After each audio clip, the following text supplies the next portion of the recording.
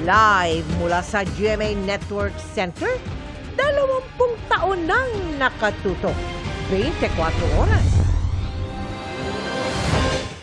Magandang gabi po, Luzon, Visayas at Mindanao. Kulong na sa mga oras na ito sa PNP Custodial Center si dismissed Mayor Alice Guo matapos iharap sa korte ng Tarlac kanina. Pagtitiyak ng PNP, walang special treatment na ibibigay sa dating alkalde na humingi ng tulong dahil sa banta umano sa kanyang buhay. Mula nang dumating sa bansa kagabi hanggang nang iharap sa presscon ay tila seryoso na si Guo. Malayo sa timpla niya sa Indonesia kahapon. At nakatutok si EJ Gomez. 1:10 ng madaling araw nang lumapag ang pribadong eroplanong sakay si dismissed Mayor Alice Guo sa General Aviation Area sa Naiya sa Pasay. Halos 4.5 oras ang biyahe nila mula sa Jakarta, Indonesia. Pagdating sa Pilipinas, inihain din sa kanya ang arrest warrant ng korte sa Tarlac para sa kasong graft and corruption. You have the right to remain silent. Anything you say can and will be held against you in a court of law. Sumailalim si Guo sa documentation at booking procedure, pati medical examination. Matapos ang mga proseso, dinala si Guo sa PNP Custodial Center. Dito iniharap siya ni DILG Secretary Benhar Abalos Jr. at PNP Chief Police General Romel Marbil sa media.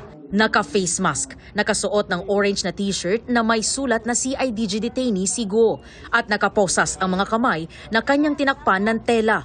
Ibang-iba na ang mood ni Guo. Sa dating masayang aura nito noong siya ay nasa Indonesia na nakikipag-selfie, nakangiti, nag-o-okay sign at kumindat sa kamera. Pasulyap-sulyap lang siyang nakukunan ng kamera dahil nakatalikod siya sa halos kabuuan ng presscon.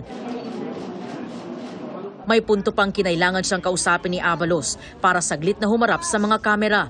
Matipid din ang kanyang pahayag sa mga tanong ng media na kanyang tinatalikuran pagkatapos ng kanyang mga tugon. Kino-confirm ko po ang lahat po na sinabi po ni Secretary na meron po akong death threats po at humingi po ako ng tulong po sa kanila at masaya din po ako na nakita ko po sila. I feel safe po. Maraming salamat po. Mayor Alice, kaya po ba medyo masaya po kayo sa mga pictures and yung mga nakikipag-selfie pa po sa inyo, lagi kayo nakasmile na parang less stress po kayo sa inyo pong sitwasyon? Opo.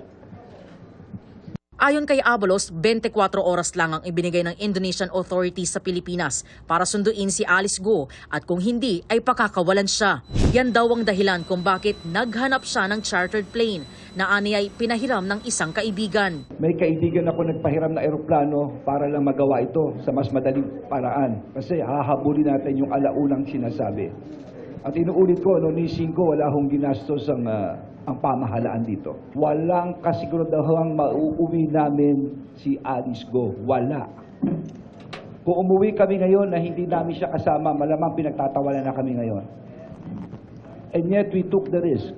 Nagpunta kami roon at ginawa namin ang dapat namin gawin. Ito na po ang nangyari. No? Naiuwi namin si Alice Guo sa Pilipinas.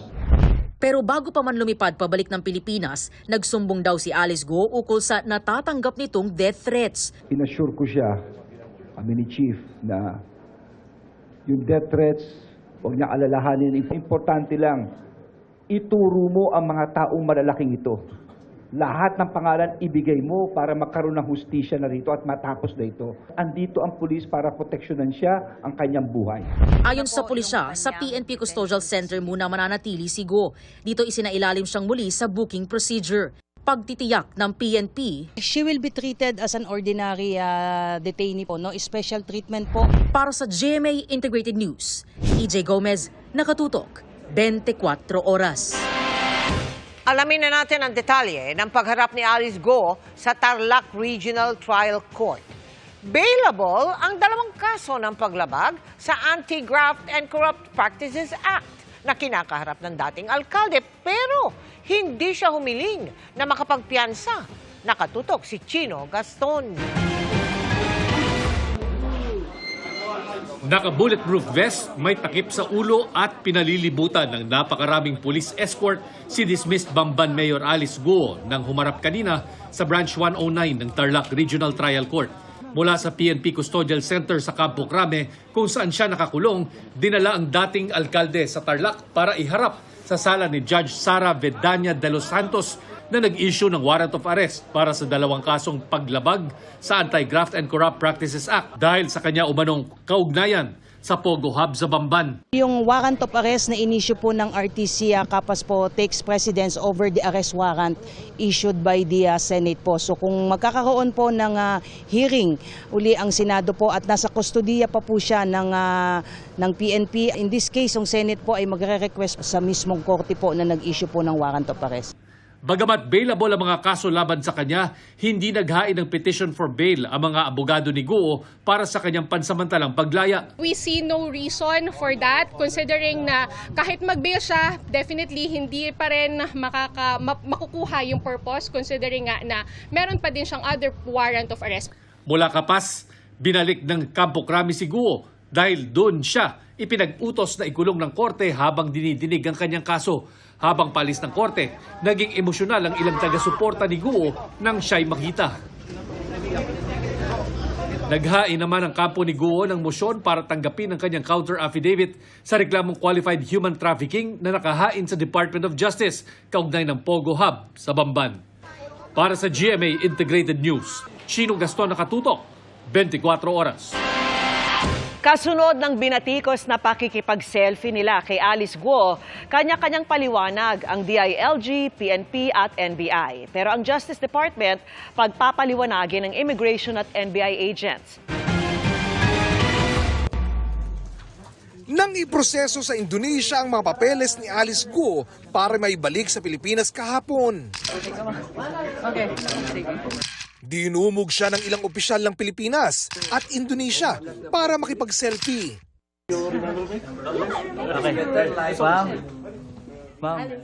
Todo pa ang ngiti ng dismissed mayor na inaresto sa pagkakasangkot sa iligal na pogo sa Bamban, Tarlac na nasa likod ng iba't ibang krimen gaya ng torture, scamming at human trafficking. You're going home.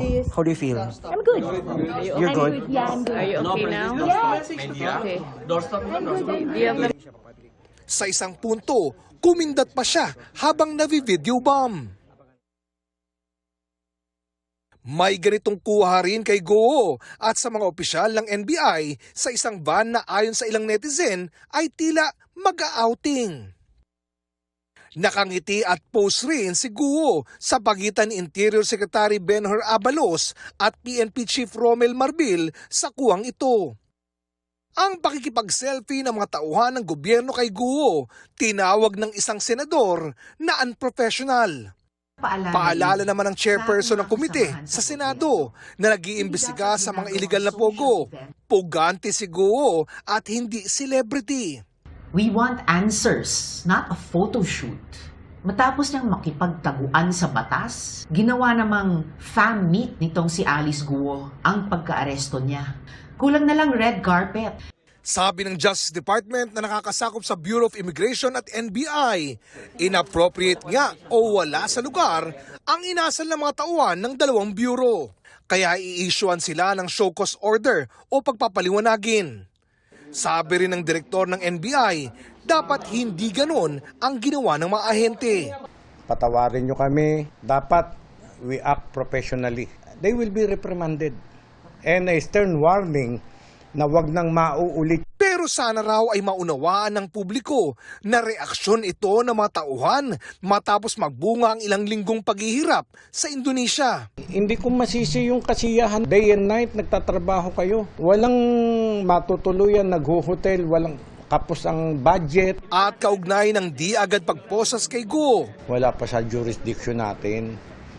Jurisdiction pa ng Indonesia yun. Pagsakay niya ng eroplano, pinusasa na siya, nilagyan na siya ng damit na detainee. Paliwanag naman ng Interior Secretary, para lang umano sa documentation ang kuwang ito kasama si Guo. So sinasabi niya sa akin at meron daw threat sa kanyang buhay. Ang ginawa ni Chief Marbil, nire-record niya. So we looked at the camera, hindi mo naman kung ano ginagawa nito, nagpapakyut pala. It's more of na ano talaga, natutuwa siya talagang iba yung first time niya makita yung secretary natin and me, their feels of comfortable. Sabi ni Pangulong Bongbong Marcos. Part of the new culture now na nagpapakahalaga ng kahit ano. Kasi po-post nila, tignan mo, nakasama ako dito sa team na nag-aresto. We are the selfie capital of the world, di ba? Hindi nag-selfie, hindi mo naman pigilan ng tao na ngumiti. So, they just had a selfie. I don't think there's much more to it than that. Para sa GMA Integrated News, Oscar Oida, nakatutok, 24 oras. SIM card ang naging susi ng mga otoridad para matunton at mahuli sa Indonesia si Alice Guo. Tukoy na rin ang mga tumulong na magtago siya roon at ang may-ari ng tinuluyan niyang apartment na nakilala lang niya umano sa mall. Nakatutok si John Consulta.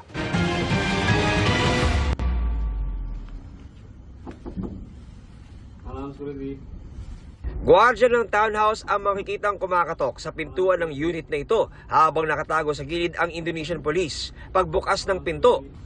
Hi. I'm Interpol. Hey, Alice. What happened? Nothing happened. You just follow us, okay? Okay, let me change.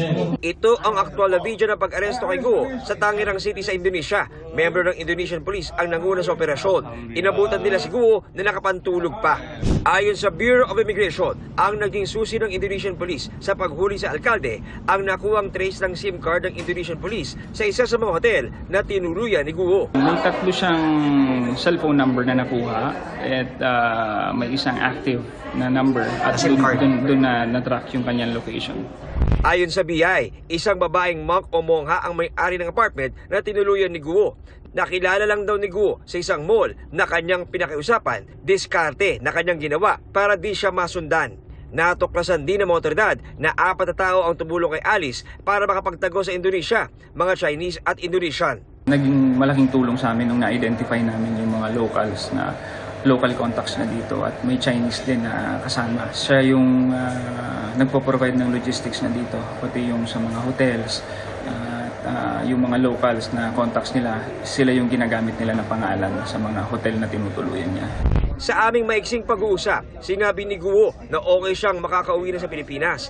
Pero tumanggi ng sagutin ang aking tanong kung paano siya nakaalis ng bansa at mga tumulong sa kanya sa Pilipinas. Sa kabila ng kanyang masayang itsura, baka sa dating alkalde ang kaba at pagkabalisa sa kanyang mga kilos pag wala na ang kamera.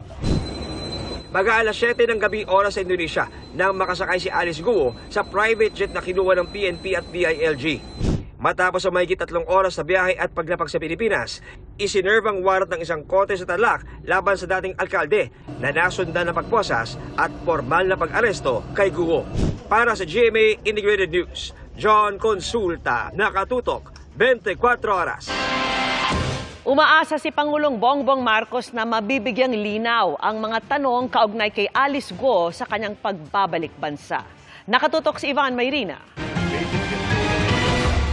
And as mayor, for her to say she did not know this was going on, is very difficult to believe. Sana maipaliwanag niya kung bakit hindi niya alam. Ang tinutukoy ng Pangulo ay kawalan umano ng alam ni dismissed Bamban Mayor Alice Guo sa mga iligal umanong aktibidad ng Pogo sa likod lang ng munisipyo. Umaasang Pangulo na malilinawan yan at iba pang tanong sa pagbabalik Pilipinas si Guo, kabilang ang pinanggalingan ng kanyang yaman at kung paano siya nahalal na mayor kahit hindi kilalang taga Bamban. It will not help her at all to be evasive. Mas bibigat ang magiging problema niya kung hindi siya magsabi ng totoo. Habang binabantayan ng development sa investigasyon kay Guo, ay tinututukan din ng Pangulo ang latest sa epekto ng bagyong Enteng. Sa situation briefing sa Rizal na isa sa pinakanapinsala ng bagyo, ipinarating sa Pangulo na 12 na ang patay habang 3 nawawala sa probinsya. Mahigit 300 milyong piso ang pinsala sa infrastruktura roon, habang 30 milyong piso naman sa agrikultura. Sinisisi ng Kapitolyo ang pambihirang volume ng ulan. The rain that came was in 4 days. We got 1 month's worth of rain. Malakas po talaga yung bagsak ng tubig ngayon. Pero tinitignan din ng DNR ang paglobo ng populasyon at patuloy na pagliit ng forest cover sa probinsya. This is a tricky situation because obviously our communities require a viable livelihood in the area, and this is the reason why they are converting the land. But in the process, we are losing our forest cover, which contributes to increased runoff and flooding downstream. Kabilang sa mga pangmatagalang plano ang targeted reforestation o pagtatanim ng 3 milyong puno sa 4,000 hektarya sa susunod na 4 na taon. Dinidisenyo na rin umano ang ilang secondary dam na sasalo ng tubig sa matataas na lugar para hindi na dumaloy pa sa mas mababang lugar. What we had before in terms of flood control is no longer sufficient, and we have to come up with new strategies. Para sa GMA Integrated News, Ivan Mayrina, nakatutok, 24 oras. Napabalik na sa China ang mahigit 80 Chinong nahuli mula sa mga sinalakay na iligal na pogo sa Pasay City at sa Porac, Pampanga. May ilang nagtangka pa umanong pigilan ang kanilang deportation. Nakatutok si Salima Refran. Bantay sarado ng mga otoridad ang 88 Chinese pogo workers na dineport pabalik ng China. Ayon sa Presidential Anti-Organized Crime Commission o PAOK, kanya-kanyang estilo raw sila para lang iwasan ang pagbabalik sa China. Pero 4 ang na-offload matapos magwalang isa. Nagwala ang lalaki bago pa mag-take off ang eroplano. Nitong Lunes, isang dayuhan ang nahulika na nagtangkang tumakas sa kasagsagan ng malakas na ulan na dala ng pinalakas na habagat at bagyong Enteng. Kasama siya sa mga na-deport kanina. Halos 2,000 dayuhan ang na-deport mula sa mga raid kontra iligal na aktibidad ng mga pogo. Mahigit 94 milyon na rin ang nagagasto sa pagpapauwi at pangangalaga sa mga dayuhan. Kabilang dito ang humanitarian fund ng PAOK para sa mga naiiwang mga anak ng mga dineport na pogo worker. Meron kaming pinapagatas every month. Minsan may binabayaran pa kami mga apartment, no? Lalo sa mga witnesses namin. Umigit kumulang mga 200 to 250,000 ang ginagastos ng gobyerno diyan. 300 dayuhan pa ang nasa kustodiya ng PAOK na naghihintay ng deportation o may hinaharap na kaso o reklamo sa bansa. Ayon sa Bureau of Immigration, nasa 100,000 pa ang mga pogo workers na holders ng working visa. Alinsunod sa total pogo ban sa bansa, may hanggang October 15 na lamang ang mga foreign pogo workers para kusang i-downgrade ang kanilang mga 9G visas. Pagdating kasi ng October 16, otomatikong kanselado na ang mga ito. Magkakaroon na lamang sila ng 59 days para ayusin ang kanilang mga papeles at kusang lisanin ang Pilipinas. Pagkatapos kasi ng panahon na yan, maituturing na silang mga illegal aliens. Huhulihin natin sila kasi they will be deported na and they will be blacklisted. Di na makakabalik ng Pilipinas yun. Nag-publish po tayo ng guidelines ngayon for the full implementation of the POGO closure. Nakasulat po doon yung proseso, yung mga requirements na they have until October 15. After that, on October 16 onwards, we will start to cancel visas. Para sa GMA Integrated News, Salima Refran, nakatutok, 24 oras.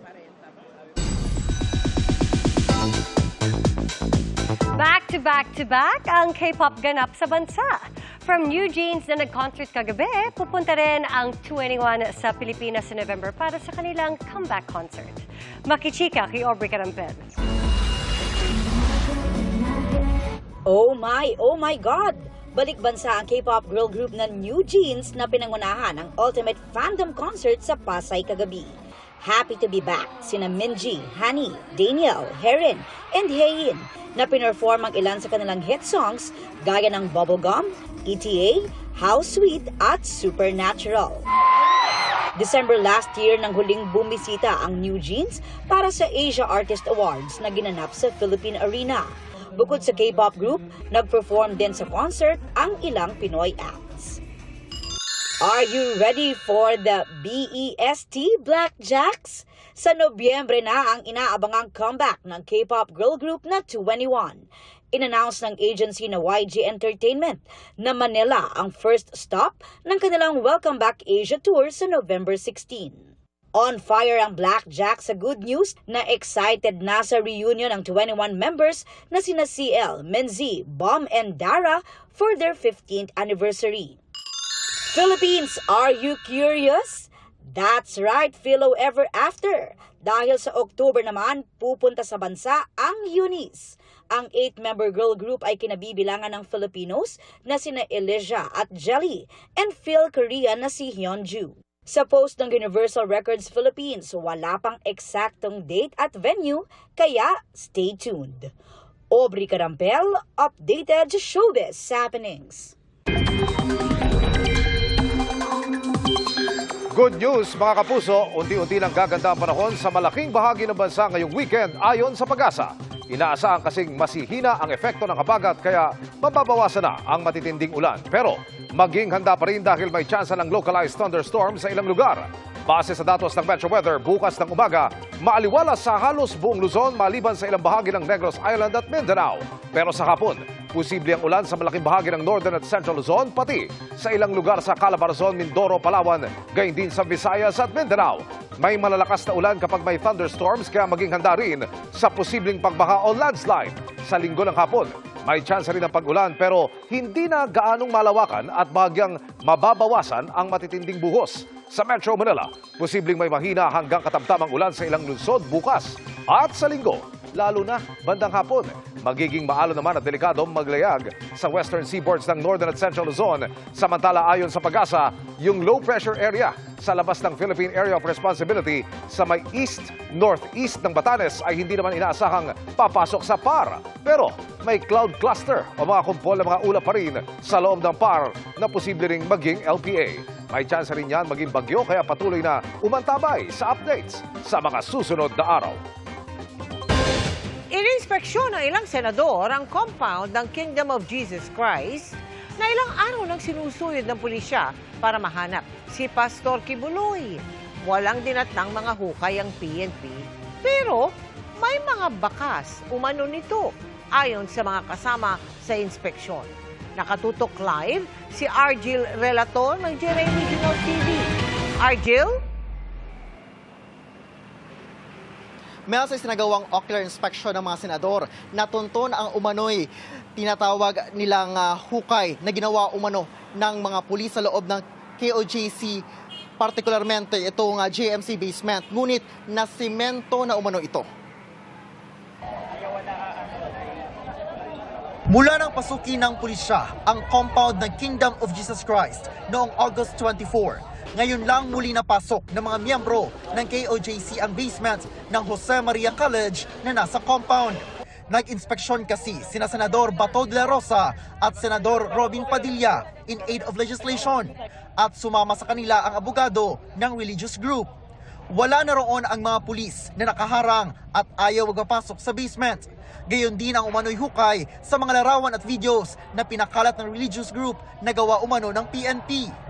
Pinaghinalaang nasa ilalim ito ng mga tambak na lumber, kaya inalis ang mga ito pero wala ang hukay. Tila iba rin ang kulay sa dating pwesto ng mga tinanggal na kahoy. Nanangkod ko rin ng plastic na tubo ay na lamang bagong semento umano. At nang gamitan din ng ultrasonic concrete testing equipment. Ito siya, confirm talaga na fresh poured concrete. So 1 to 2 days old siya.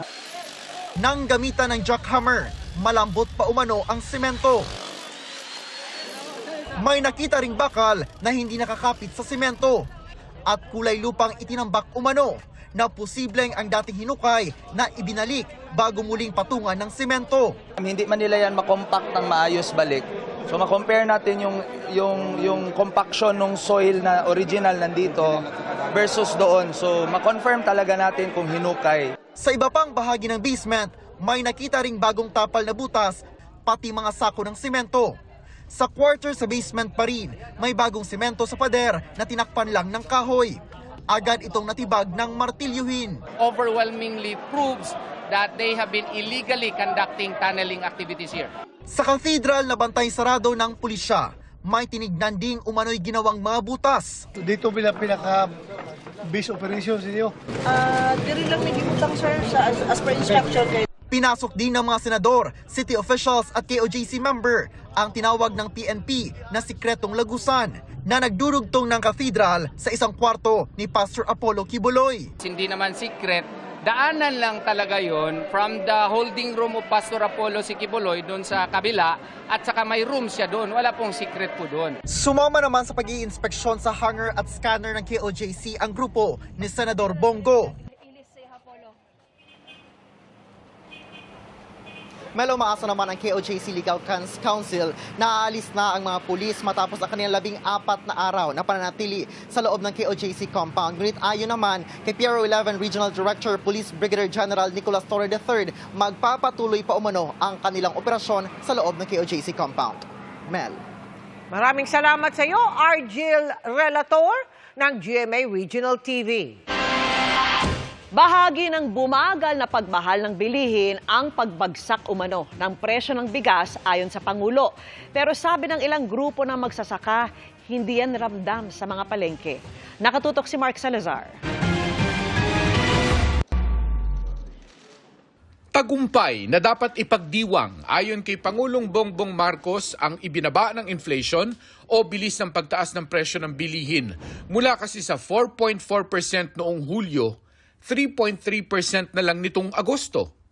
Ang bigas at karne raw ang dalawang pinakabumagsak ang presyo.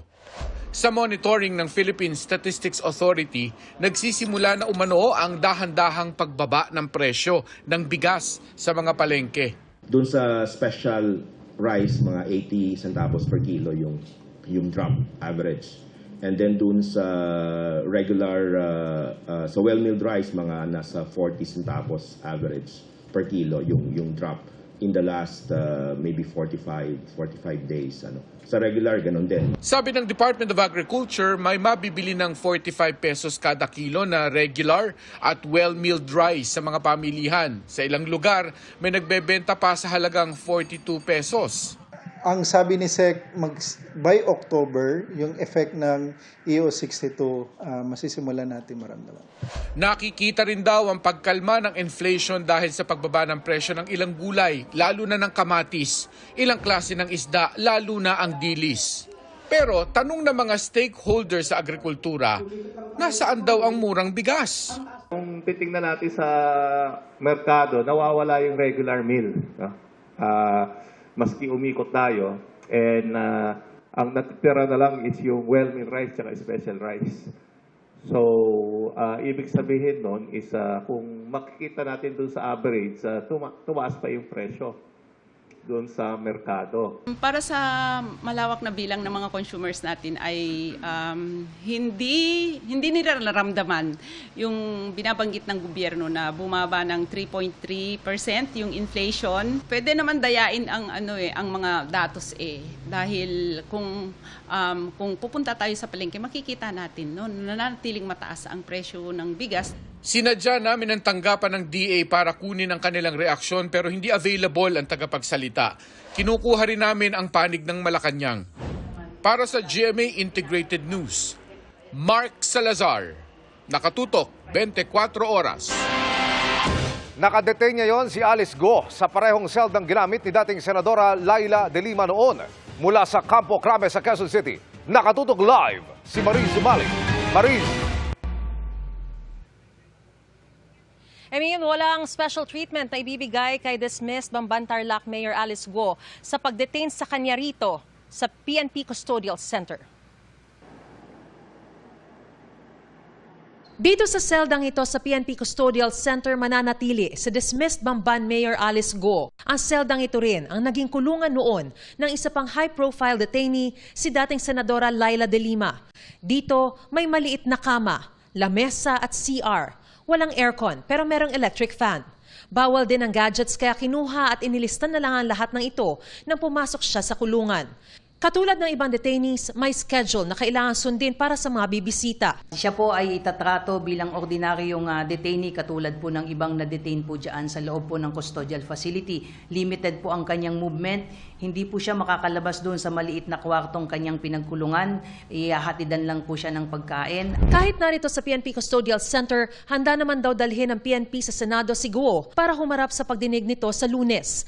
Matapos pagbigyan ng Capas Regional Trial Court ang hiling ni Senadora Risa Ontiveros. Ayon sa utos ng Korte, importante ang kasalukuyang inquiry in aid of legislation. Kaya pinagbibigyan itong dumalo si Guo sa pagdinig basta't masusunod ang istriktong protocol. Inuutusan din ito ang PNP Custodial Custodial Center na dalhin ang akusado sa pagdinig ng 10:00 ng umaga sa Lunes. Hinihikayat ng PNP na magsalita na si Alice Guo kaugnay sa mga sinasabi niyang natatanggap na death threat.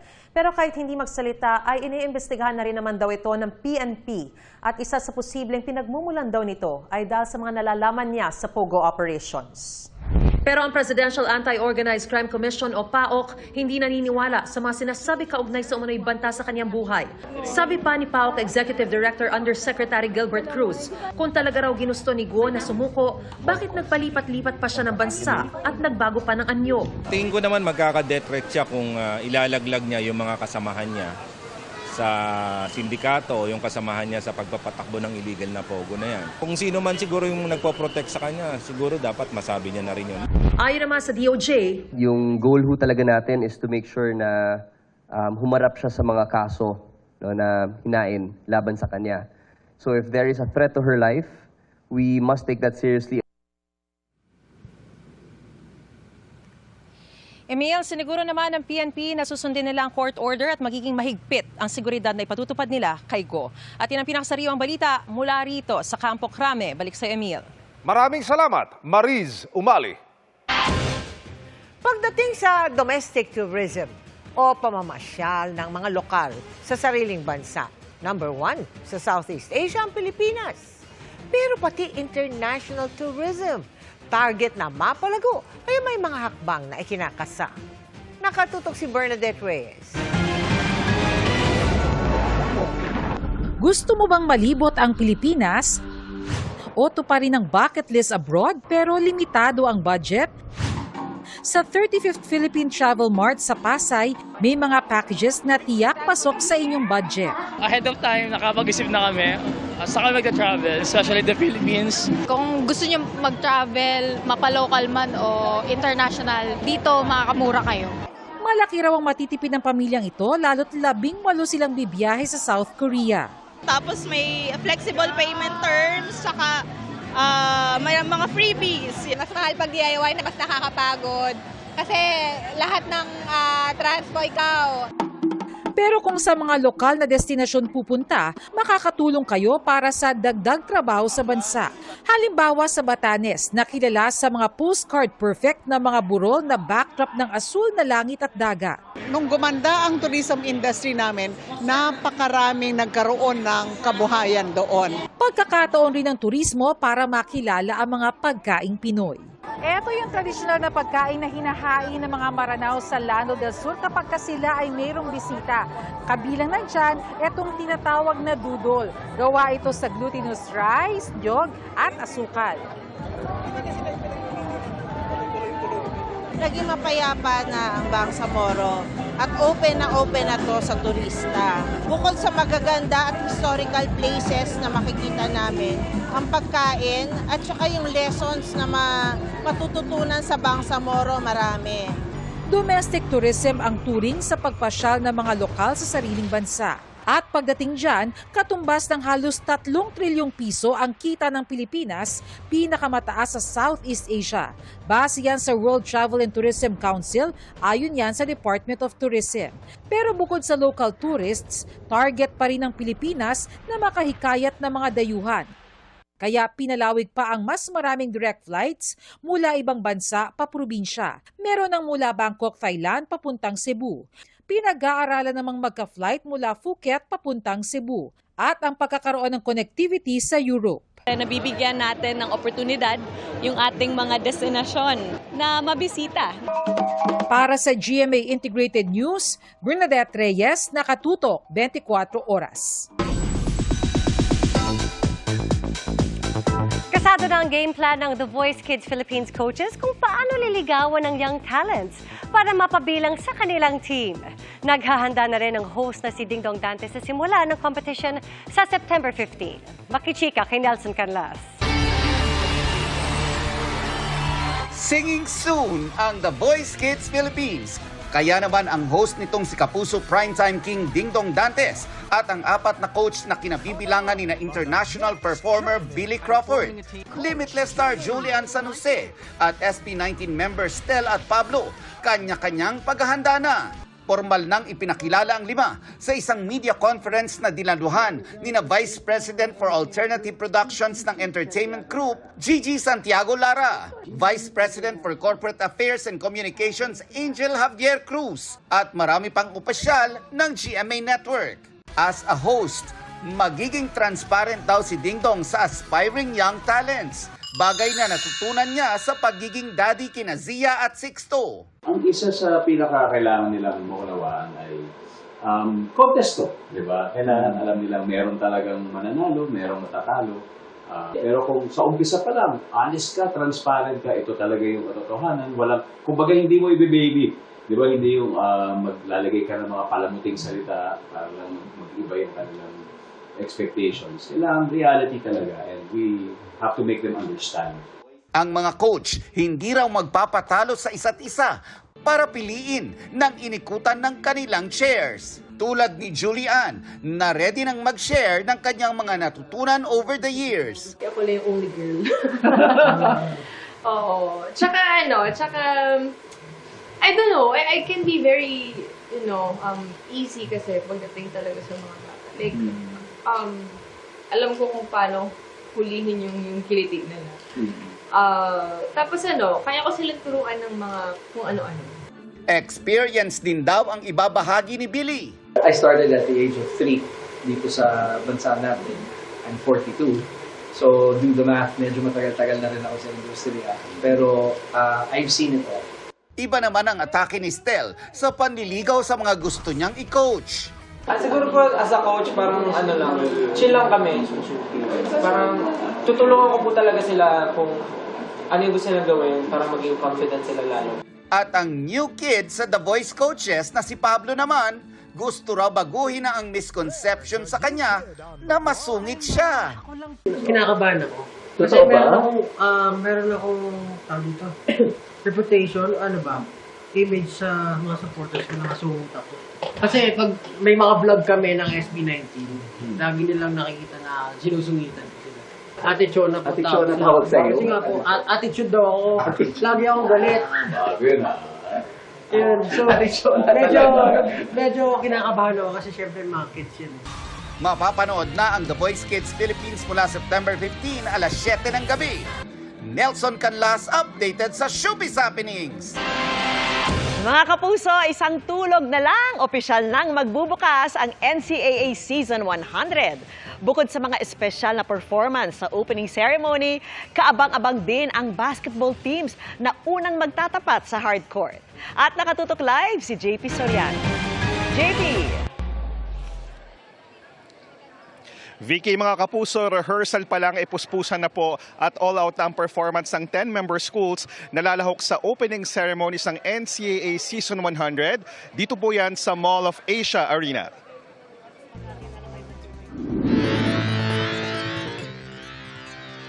Matindi ang paghahanda para sa mga pasabog na performances mula sa 10-member schools ng NCAA sa pangunguna ng host school ng Season 100 na Lyceum of the Philippines University. Pero di lang mga student-athletes ang mga magpapasiklaban sa opening ceremonies bukas.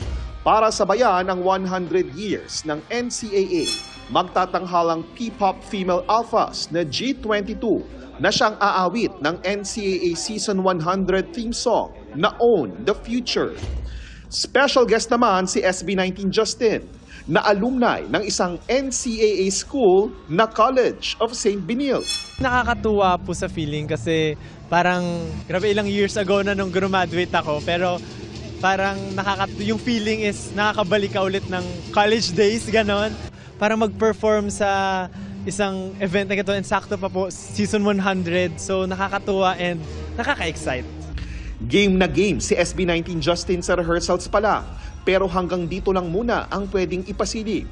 Para sa ikasandaang taon ng NCAA, may special siyang handog sa mga 18 at mga NCAA fans. It's gonna be my first time performing a sing and dance solo. So, ayun po siguro yung aabangan nila. Sa lahat po, sana po yung makanood kayo ng NCAA Season 100. Bukas po yan dito sa MOA Arena. After ng opening ceremonies, bakbakan agad sa hardcourt ang mga NCAA Kings. Maghaharap ang Season 99 defending champion sa San Beda Red Lions kontra sa Season 100 host school na LPU Pirates ngayong Sabado, September 7, 2:30 p.m. live sa GTV at Heart of Asia. Susundan ang tagisan ng Mapua Cardinals laban sa Benilde Blazers via live stream sa NCAA Philippines at GMA Sports online channels ng 5 p.m. At mga kapuso at NCAA fans, abangan po ang opening ceremony ng NCAA Season 100 dito sa Mall of Asia Arena na ipapalabas sa September 8 sa GMA 10:05 a.m. at simulcast sa Heart of Asia. At yan muna ang latest. Balik mo na sa iyo, Vicky. Maraming salamat sa iyo, JP Soriano. Sinagot ng Interior Department ang tanong ni Senador Risa Ontiveros kung sinadya ba nitong maghain ng mahinang kaso para makuha ang kustodiya kay Guo. Punto kanina ng Senadora, dapat ay sandigan bayan ang may hawak sa mga kasong high profile na opisyal tulad ni Guo. Pero ayon sa Interior Department, hindi ito ang naghain ng endorsement ng kaso sa Tarlac RTC, kundi ang Office of the Ombudsman. Alinsunod umano yan sa isang bagong batas ayon kay Interior Undersecretary Juan Victor Llamas. Bago nito, sa Ombudsman naghain ng reklamo ang Interior Department. Dahil nasa Tarlac RTC ang kaso, ito ang nagdesisyon sa kung saan ide-detain si Guo.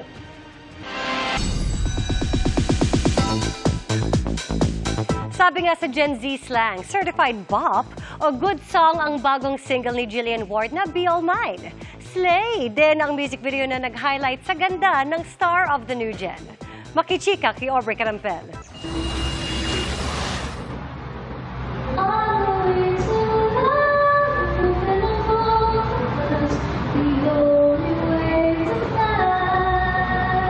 Mula sa pagkukover lang ng kanta sa TikTok,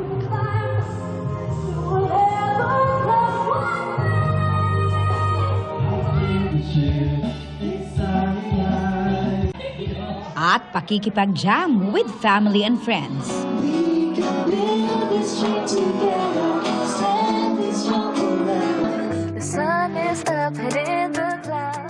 Ngayon, may bago ng single ang star of the new gen na si Jillian Ward. Ang Be All Mine na tungkol sa young love. Lit na lit at certified bop.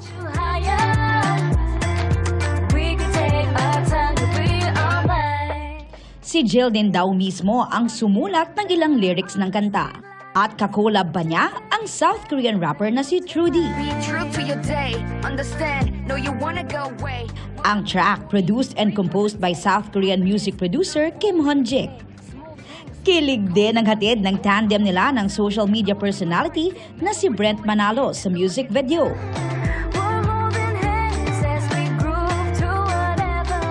Umaasa raw si Jill na maipapakita sa brand new single ang kanyang talent sa pagkanta at pagiging performer. Bukod pa sa pag-arte sa nalalapit na pagtatapos ng hit afternoon prime series na Abot Kamay na Pangarap. Aubrey Carampel, updated to showbiz happenings.